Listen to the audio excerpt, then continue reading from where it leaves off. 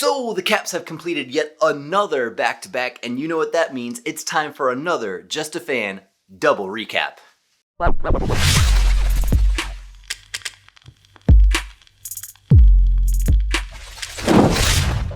Caps win 4-3 over the New Jersey Devils, and this was, you could tell it was the first game back after quite a long break. Caps once again took about 30 minutes to get into the game. Okay, maybe it wasn't quite 30 minutes this time, but it took until the second period for the Caps to truly get into this game, even though the first period ended 1-1. And I think this game is very interesting to me. This game, in my mind, looks closer on paper than it felt during the game. However, when you think back to it, no, it was a pretty close game. The only reason that the Devils actually stayed in this game and were actually a part of this game until the end was because of a couple, let's call it odd situations. Oh, like the first goal, for example. Vanecek, what are you doing there, buddy? He wants to go backhand. He decides he doesn't want to do that. He's going to try and go forehand. He whiffs on the forehand.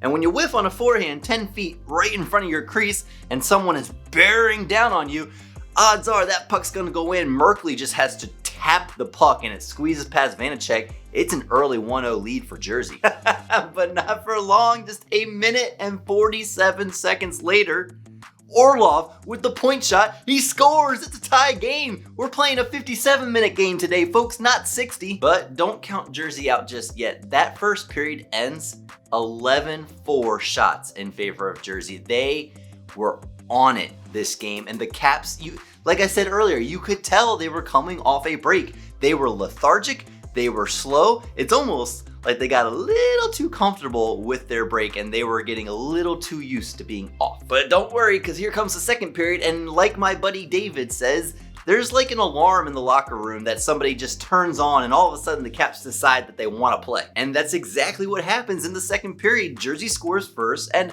also, that was a magical puck. I mean, Vanecek, he has his entire shoulder and body up and down that post. How does that puck go in? Anyway, magical puck finds its way into the net. Jersey goes up 2-1, but just 55 seconds later, the Caps come right back. It's Ovechkin. He ties the game at 2. And for everyone keeping tabs on the running tally, that's 7:21. And this is where the Caps turned it on. This is where the Caps finally started playing hockey again. None of this chipping in, losing a puck battle, it coming right out, or one and dones and it going the other way. No, the Caps finally were able to get in the offensive zone and sustain some pressure, get a couple chances, cycle the puck, point shots, traffic in front, the things that they know that they can do well, that they've been doing all season. They finally started to do it, and it paid off. When the Caps exit the zone quickly and the Caps play with speed through the neutral zone, the Caps play very well. I think a lot of teams play very well in that situation, and that's what happens in this third goal. Exit pass comes to the neutral zone, the Caps enter the zone over to Ovechkin, who just lays a hard slapper on net, and it creates a big rebound and a lot of havoc.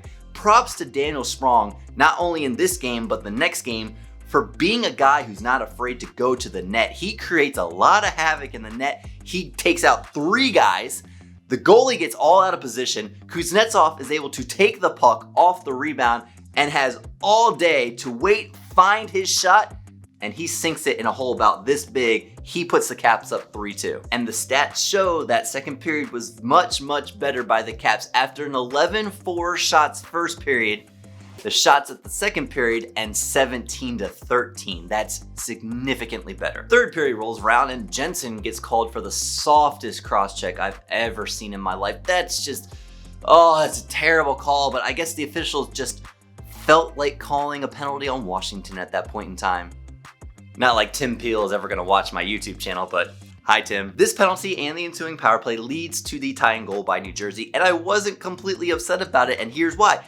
This was not a makeup call, but it was a makeup call. Earlier in the game, the officials missed two blatant high sticks against Washington. I mean blatant. Like, how did you miss that? And that's just adding to the running narrative of the season, how bad the officiating has been in this league. But I don't think that this was a makeup call for those. I don't think the officials are sitting there saying, hey, we blatantly missed 2 high sticks. Let's call another penalty on Washington to make up for that. No, this is just, I think, the hockey gods sticking their hand in the pot and saying, let's make things right. I guess, like, that doesn't necessarily mean that if those high sticks were called, that the Devils were going to score on those power plays. I mean, the Caps have a very good penalty kill and the Devils don't have a very good power play, but it made the game feel right in my mind to be like, okay, they finally got their power play goal after all those missed penalties. And I'm sure there were missed penalties against New Jersey as well. I don't want to say it was only one-sided, but I mean, these high sticks,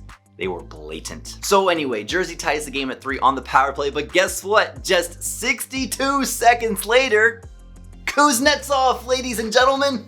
Okay, he didn't do the bird celly. This wasn't quite a bird celly worthy goal, but if he keeps producing like this in the future, we're gonna see it very soon. What a deflection this was. A shot from Schultz to the high slot. Kuznetsov is there and he is able very, very smoothly deflect that puck on net. I didn't even expect that to go in, but he somehow puts it past Blackwood. The Caps go up 4-3 late in the third period. Jersey gets one more chance on the power play, but the Caps are able to shut that one down. The final buzzer sounds and the Caps win 4-3, but don't celebrate too quickly. We got to get right to the next game. Caps win 4-0 against the New Jersey Devils, and you know what that means. It's a shutout! Ilya Samsonov registers his first shutout of this season, and man, did he stand on his head to pull out this win. Just a few shifts in, huge slapper on a semi-break, and he's able to put the toe on it and push the rebound out, and from that point on, from that early save on, his confidence was at 11. Vanacek has been our guy this season, don't make any doubt about that. Ever since Sammy went off for COVID protocol way back in the beginning of the season, Vanacek had to start stringing starts together and he was putting up a lot of wins in that time. Vanacek proved that he's the guy, the glue holding this team together at that point in time. But folks, Ilya Samsonov has come back into the situation and he has thrown down the gauntlet and said, I'm here, Vanacek. I want to be the starting goaltender. And folks, when you have two goaltenders who are both playing excellent hockey and who are both vying for that starting position in that crease, everybody wins. The whole team, the whole fan base, everybody wins when the starting goaltender is a battle. When there's a fight for the crease, everyone wins. That's what I'm trying to say. Anyway, I'd like to pay some respect to Peter Laviolette for this game. We had some line changes and it worked out magnificently. Daniel Sprong moves up to the top line with Kuznetsov centering him and Ovechkin, and Connor Sheary moves to the second line with Backstrom and I believe it was Wilson. And that worked out fantastic. Boy, Sheary had a great first game of this series, and Sheary had an incredible second game. Bumping him up to that second line with the silky smooth hands of Backstrom and the grit of Wilson, and then you add the speed and the determination of Connor Sheary into that mix, that was a magical line. And then Daniel Sprong created great opportunity for Ovechkin and Kuznetsov on the top line. Just masterful coaching by Peter Laviolette there. But that means that he has to put Vrana down on the third line, and guess what?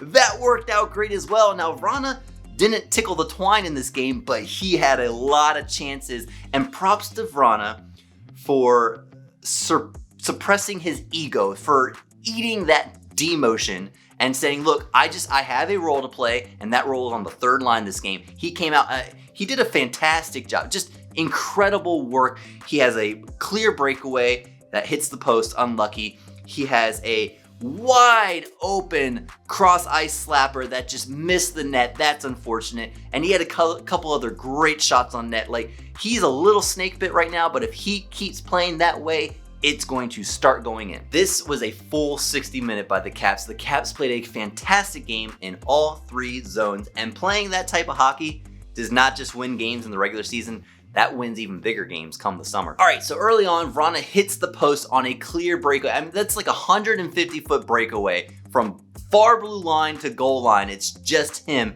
He beats Wedgwood, and it just hits the post. And keep going, Vrana. Keep going, Jake. You're going to get there. But the first line is the first line to produce. A great give and go play with Ovechkin and Kuznetsov. Ovi drops the puck to Kuzi. Kuzi pulls it to the opposite side of the ice, which catches every Devil looking at him and looking his way. Ovechkin wide open in his office. Kuzi, fantastic cross ice pass, finds Ovi right in his wheelhouse, and Ovi buries it. The Caps go up 1-0. And then the second goal, what a fantastic passing play by that second line. You have Wilson takes the puck on the half board down to Sheary. Wilson then starts driving to the net. Sheary goes back to Wilson, and everyone, once again, just like on the Ovechkin goal, gets caught puck watching on those two guys. So Backstrom's over here like, all right, well, let me just drive to the net.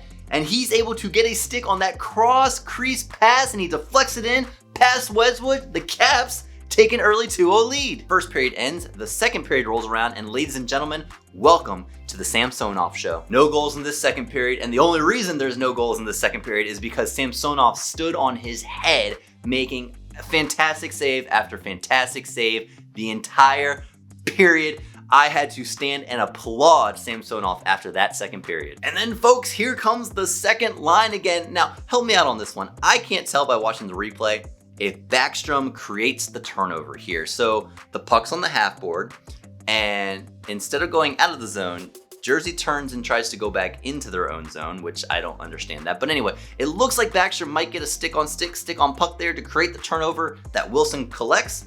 But I can't tell. Let me know in the comments down below what you think. Did Backstrom create that turnover, or did New Jersey just give up that puck? Anyway, puck comes to Wilson, and he finds Sheary streaking into the zone, just barreling down some open ice into the zone. Now, props to Sheary here. He was the third guy high, actually has already left the zone at that point in time because he thought New Jersey was going to exit with the puck. But when they don't, and he sees that puck go to Wilson, he comes streaking back into the zone.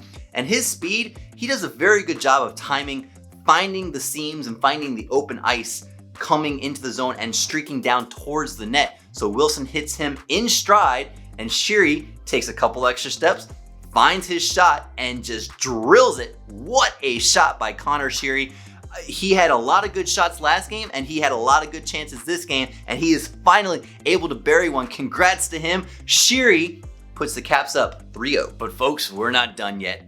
Alexander Ovechkin, he is on fire. That goal tally is just rolling for him right now. A little bit of a slow start to the season, but man, has he picked it up. It's something like 7 goals in 7 games, or 7 and 8, and then like 10 and 10, I think, is where he's at right now. 10 goals in 10 games. He is going to pass not just one more person, possibly 2 more people on that all-time goal list this season. I mean, he could pass them this season. He's definitely going to pass them at some point in time, but he could do it this season. And if he keeps up this pace, he's definitely going to become number 5 in like 2 weeks. And if he keeps up this pace, he could easily pass Brett Hull by the end of the season. Anyway, talking about the goal itself, this goal was made possible by TJ Oshie. He gets the puck just inside the blue line, and he dipsy-doo dekes around 3 different people. You can't touch me. Dishes the puck over to Kuzi, and Kuzi finds a wide open Alexander Ovechkin. And Alexander Ovechkin buries a one-timer from the left circle. Tell me if you've heard this story before, folks. And after that goal, there's just a couple more minutes and just one more thing to decide about this game at this point. And that is, will Ilya Samsonov get his first shutout of the season? The Caps did a fantastic job of not sitting back. Their prevent game is not a 1-4 block the blue line. Their prevent game is a get in the offensive zone and play high octane shoot on net offense. And that's what they did with the lead this entire game, right down to the last few minutes. I love seeing the opposition not able to pull their goaltender. I don't know if New Jersey would have pulled Wedgwood at that point in time anyway. You're down 4-0, but it's great to see the Caps not even give that opportunity to their opposition. Don't even let them pull their goalie. Keep the puck in their zone, and that's what they did. A couple chances for Jersey late. Samsonov is able to stand on his head again and make all the saves. The final buzzer sounds, and give your goalie head taps. Ilya Samsonov gets his first shutout of the season, and now both of our goaltenders have had shutouts this season. Who is the starting goaltender? We don't have one, and that is a great situation to be in. Peter Laviolette can just decide every single game which guy he's going to lean on, and we know no matter who he chooses, it's going to be a good performance. So yeah, next up, the Caps play Lookout the New York Rangers in a classic home and home. It's noon on Sunday in Washington, and then the Caps go to New York Tuesday at 7 p.m. to play at MSG. Why does New York scare me right now? Before, it was like, okay, they were much better than this team on paper. We should absolutely beat them. But New York, they're on quite a roll right now. I mean, Zibanejad has had a couple 4 or 5 point games back to back against the same team, and that's just kind of scary at this point. We've proven against New Jersey that we can play a young, fast team.